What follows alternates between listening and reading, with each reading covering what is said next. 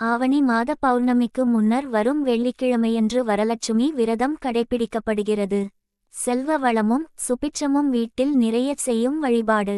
வரம் தரும் அன்னையான ஸ்ரீ மகாலட்சுமியை வழிபட்டு பலன்பெற வரலட்சுமி நோன்பு எனும் இந்த விரதம் பெண்களுக்காகவே ஏற்பட்டது. மும்மூர்த்திகளில் ஒருவரான முத்துசுவாமி தீட்சிதர் தன் வரலட்சுமி நமஸ்துபியம் கிருதியில் இந்த விரதத்தை பற்றி பாடியிருக்கிறார். வரலட்சுமி விரதத்தின் மேன்மையை சொல்லும் புராண கதைகள் பல உண்டு. அதில் ஒன்றை பார்ப்போம். அன்னை பார்வதியின் சாபத்துக்கு ஆளான தேவர் உலகின் சித்ரநேமி என்ற கணதேவதை அப்சரஸ் பெண்கள் கடைபிடித்த வரலட்சுமி விரதத்தை கண்டு அனுஷ்டித்து சாப விமோசனம் பெற்றார். பூவுலகில் சௌராஷ்டிர நாட்டின் ராணி சுசந்திரா செல்வ வளத்தின் மமதையால் மகாலட்சுமியை அவமதித்தாள். அதனால் அனைத்து செல்வங்களையும் இழந்து வருந்தினாள்.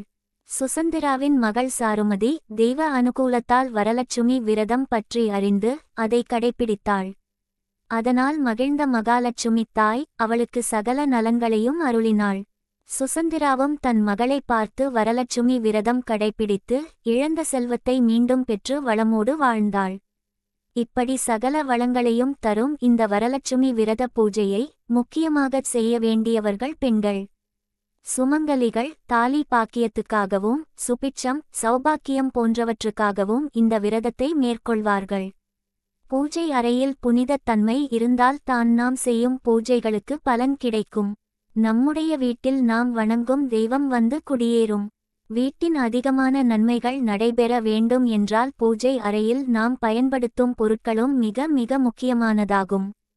கோவிலில் பூஜை செய்வதற்கு எப்படி முறை உள்ளதோ அதேபோல் வீட்டின் பூஜை அறையிலும் பூஜை செய்வதற்கும் வழிபடுவதற்கும் தனியான முறை உண்டு.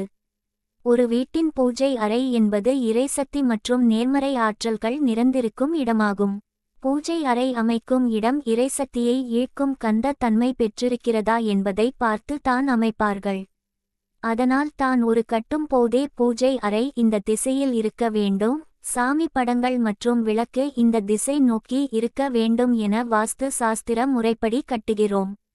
பூஜை அறை மட்டுமின்றி சமையல் அறை படுக்கை அறை என அனைத்தும் அதற்குரிய இடத்தில் வைத்தால் மட்டுமே அதன் முழுமையான ஆற்றலை நம்மால் பெற முடியும்.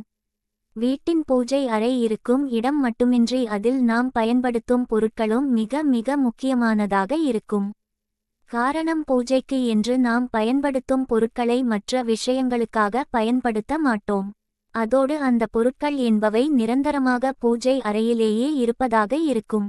பூஜை அறையில் வைக்கும் சாமி படங்கள் சிலைகள் விளக்கு மட்டுமல்ல அனைத்தும் தெய்வீக சக்தியை தனக்குள் ஈர்த்து அதை எப்போதும் நிலையாக வீடு முழுவதும் பரவி இருக்கச் செய்வதாக இருக்க வேண்டும். அதனால் தான் பூஜை அறையில் பயன்படுத்தும் பொருட்கள் எதனால் செய்யப்பட்டது என்பதையும் கவனிக்க வேண்டும் என்கிறார்கள்.